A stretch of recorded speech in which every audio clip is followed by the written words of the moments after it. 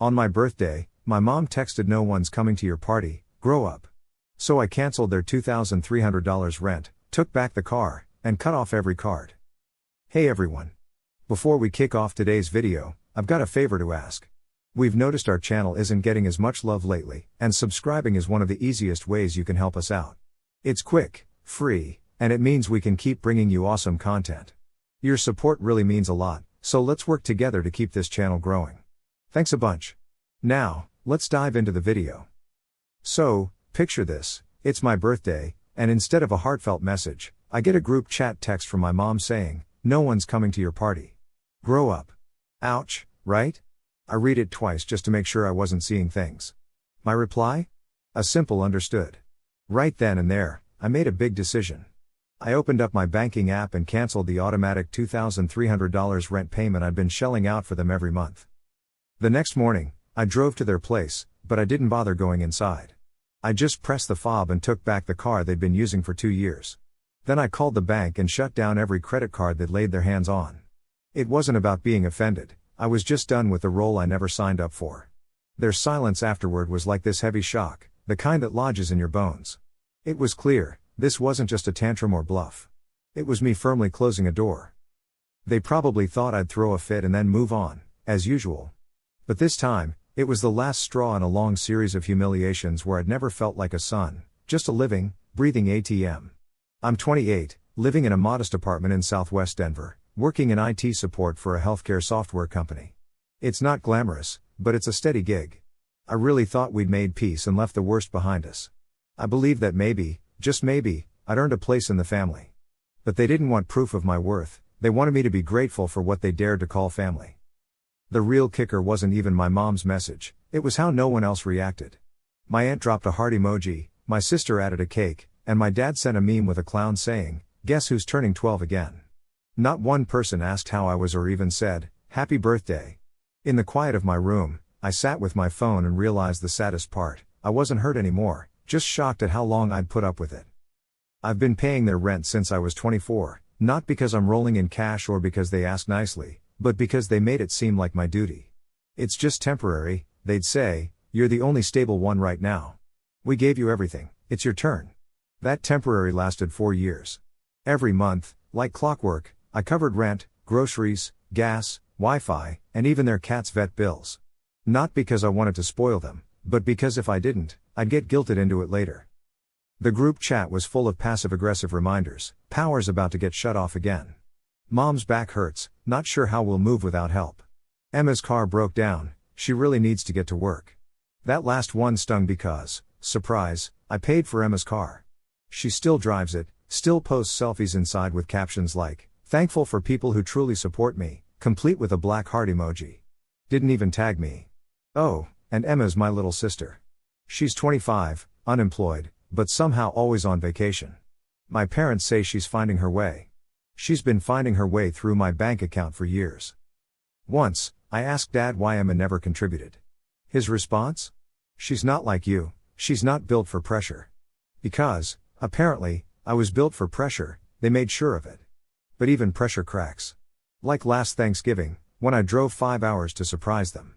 I showed up with wine, groceries, a pie, hoping for a warm welcome. Mom opened the door and blinked, "Oh, you came," then shouted over her shoulder, "Emma, tell Josh to hide the gifts, your brother's here." I asked, "Who's Josh?" She laughed it off. "Emma's boyfriend. They've been staying here for a bit." Josh had my old room. I got the couch. At dinner, Dad toasted, "Let's hear it for the man who pays the bills but can't hold down a girlfriend." Everyone laughed, especially Emma. I just drank my wine, helped with dishes, and then paid for the plumbing bill when the sink clogged up. Because that's what family does, right? A few weeks later, Emma posted a selfie with Josh in front of a cabin, caption, "Family trip." I wasn't invited. Didn't even know they went until a coworker, not even a close one, mentioned seeing Emma on the Explore page. There they were, Mom, Dad, Emma, Josh, smiling in matching beanies, holding mugs. Zooming in on Emma's mug, I saw best daughter ever. They didn't text me once during their trip. The week they got back, I got an email from my landlord, reminder, rent is due tomorrow. They'd conveniently forgotten to mention they'd missed last month's transfer. Guess they thought I'd just figure it out. So, like usual, I was handling things and paying for stuff as I've always done. But this time, it all got under my skin. While I was working from home one day, my phone started buzzing nonstop. Turns out, the family group chat was blowing up.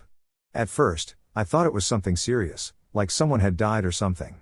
Nope, it was my dad, who decided to post a screenshot of my Amazon wish list with a snarky caption. Check out this grown man asking for socks and shampoo for his birthday, lol. Guess we didn't raise him tough enough. Can't even buy his own lotion. Then, my cousin Ashley chimed in with, Uncle Mark sent a photo of toilet paper. Here you go, champ. And Emma, my sister, added, he probably expects us to gift wrap this too. I just stared at my phone screen, not because it hurt, but because it was so predictable. They didn't even bother hiding it anymore. They just assumed I'd never push back. But I didn't react right away. Instead, I started collecting evidence, screenshots, messages, emails, you name it. Every time they used my name for something shady, like when my mom secretly used my credit score to get a Target card, I kept track. When I asked her about it, she acted like it was no big deal, saying, you weren't using it. When I pointed out that it was illegal, she snapped back, don't threaten me, Mr. IT man. You'd be nothing without this family. Then, Emma told her friends that I was on the spectrum, which wasn't true but believable enough to spread around. She said it made me easier to explain. Still, I kept quiet, paid the bills, worked, and wore a smile. Meanwhile, I was quietly preparing for something bigger, and they had no clue. Fast forward 2 weeks after the group chat humiliation and after they had the nerve to cut me out of a cabin trip and default on rent, my birthday rolled around again. Emma texted me first, saying, hey, Mom says to come by tonight. Family dinner. I left her message on read. 10 minutes later, my dad called, telling me not to make this harder than it needed to be and that they were trying to move forward. Moving forward was always what they called it when I was supposed to forget they'd hurt me. This time, I said yes but had a different plan. I showed up at their house, which I'd helped repaint and stocked with a fridge I bought, right on time. I walked in with a duffel bag and a backup drive in my pocket. Mom greeted me like nothing had happened, Dad handed me a beer, and Emma smirked like she'd already won. I sat down and listened as they talked about healing and forgiveness and how I'd lashed out by canceling the rent and credit cards. Then Mom said something that finally blew it all wide open. You're still part of this family, but you've made mistakes too. I took a deep breath, reached into my bag, and pulled out my laptop. I opened a folder on the table labeled Truth. Dad scoffed and said, what's this, homework? I didn't reply. I hit play on the first audio clip. It was Mom's voice from a voicemail last year, yelling at me to grow up and pay for my sister's tuition before she ended up like me. The second clip was Emma's voice on speaker, saying, he's always been weird, just let him pay for things. It makes him feel useful. Then came the files, screenshots of credit transfers, bills, group chats, and Emma's Instagram stories where she bragged about spending my money. I turned the screen toward them. They leaned in and then froze. I got up, went to the kitchen, and came back with a USB stick. I plugged it into their smart TV, and the screen went black before lighting up with a screenshot of a loan application. Dad's name was the primary borrower, and mine was the cosigner, without my signature. I looked straight at him and said, you used my social without telling me. You put me on the line for your debt. He opened his mouth to speak, but I raised my hand. It's already reported. They've frozen your account pending a fraud review. You'll be getting the letter next week. Mom gasped, and Emma started laughing, saying, wow, you're so dramatic. What's next, you gonna sue us? I smiled and said, no, but he is. That's when the doorbell rang. I walked over, opened it, and let in Jake, Emma's ex-boyfriend, the one she lied about and claimed assaulted her, nearly ruining him. Jake came in with a black folder in hand and sat down across from Emma. You want to tell them, or should I? Emma went pale and asked why he was there. He opened the folder, which had printed screenshots of fake messages she made to frame him, a photo of her notes on how to emotionally destabilize him before the breakup, and a transcript of her voice memos edited to sound like him yelling. My mom started to cry, Dad stared at the wall, and Emma stood up. You two are insane. This is harassment, she said, but Jake cut her off. You're not the victim, you're the villain, and I'm done pretending. He walked out, and I followed but turned back to say the last thing I would ever say in that house. You wanted me to play the role of the good son and the quiet wallet, but now I'm the one writing the script. Then I grabbed my laptop and my drive and left. So, I walked out of the house, and that's when the yelling kicked off. Mom was hollering Emma's name, Dad was hollering for me to come back and fix everything, and Emma was chucking something, maybe a glass. I didn't look back though, because once you drop a truth bomb, you don't stick around to see the mess. The next day, I went all out online. I didn't just share a few screenshots or voice notes, I uploaded everything. I called it When Family Treats You Like an ATM. The link led to all the dirty details: bank transfers, that sketchy loan in my name, Emma's fake texts, edited audio, Mom's guilt-trippy voicemails about paying Emma's tuition, and Dad's weird Thanksgiving jokes about my love life. I laid it out plain. No sob story, no fishing for sympathy, just straight facts with receipts. I ended it with, "I'm not angry or sad, I'm just done pretending this is what family should be." Then I posted it and switched my phone off. By noon, it blew up, not mega celebrity level, but enough for thousands to share and hundreds to comment. Strangers said stuff like, "This happened to me too," or "Go off, King." Some mutual friends chimed in, and someone from high school was like, "I always knew something was off about your sister." I was chill, I just let the post take on a life of its own. By 3 p.m., my aunt, known for her heart emojis on shady birthday insults, posted something about keeping family drama offline. Gotta love the irony. Emma threw up a dramatic black square on Instagram saying, "Betrayal hits hardest from the ones you fed." I almost laughed. Then Dad did a Facebook Live from the garage, where we'd fixed the roof together, claiming I'd been manipulated and didn't know what I was saying, all with a stack of beer cans behind him. He added he forgave me and hoped we could heal. One of his golf buddies poked fun at his claim about forging my signature, which was dumb, given I had video proof otherwise. I posted it, a recording from 3 years ago of him bragging about using my details. No caption, just the date. Behind the scenes, I was busy. I launched a YouTube channel and posted a video called When Helping Becomes Enabling.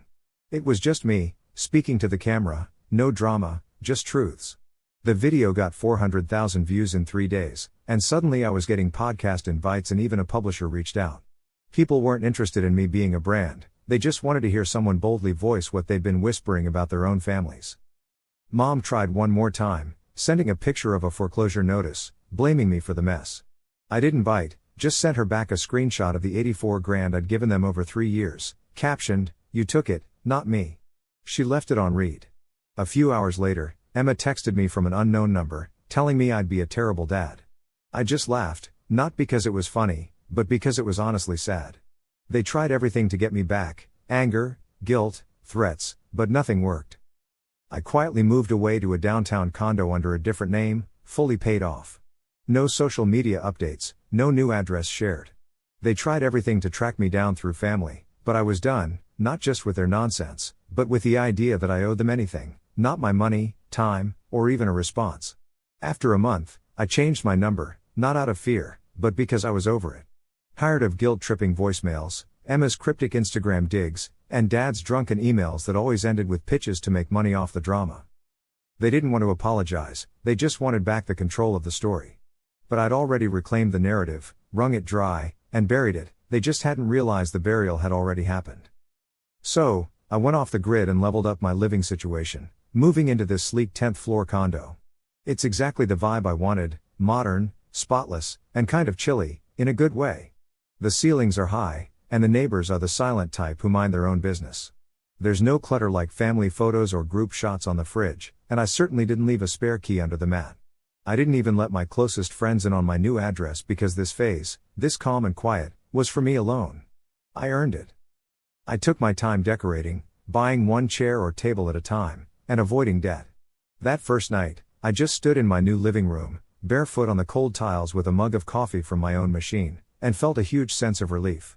There was no one to nag me, no demands for money or favors, no group chats or fake celebrations. Just pure, blissful silence.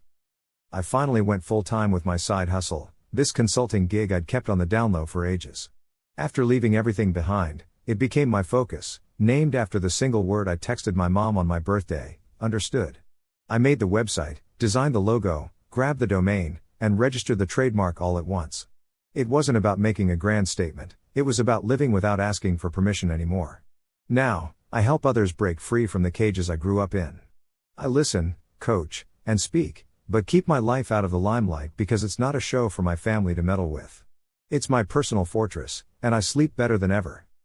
3 weeks post-move, I got a letter from my mom, all floral stationery and red ink. It basically said I'd changed and that by airing our dirty laundry, I'd shamed the family. It ended with a praying for you, but I just scribbled keep your prayers on the back and tossed it. Then Dad emailed me, suggesting we go on Dr. Phil to reconcile, with a photo of me crying at Chuck E. Cheese attached. I saved it, not as a memory but as a reminder that they want a platform, not peace. That night, I dropped a new video on my channel, just me talking, no music, nothing fancy.